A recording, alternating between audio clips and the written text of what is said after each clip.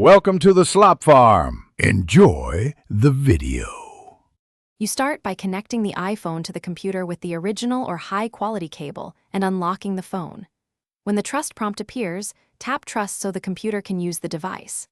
Next, open Settings and turn on Personal Hotspot. This publishes your internet over USB.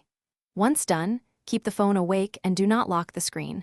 That maintains the tether. Make sure cellular data is active on the iPhone since USB tethering uses that connection. Now configure the computer so it uses the iPhone link.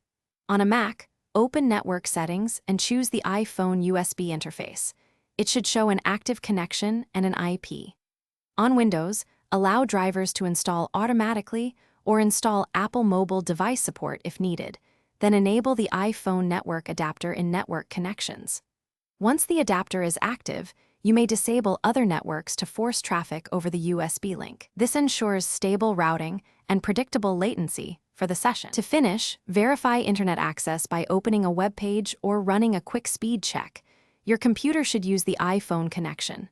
When you're done, turn off Personal Hotspot or unplug the cable to save battery and cellular data. If it fails, try a simple restart. Reboot the iPhone and the computer, replug the cable, and retrust the device. Make sure mobile data is enabled and the iPhone shows the cellular bars. Often a quick... Thanks for watching. Consider subscribing if we helped you today.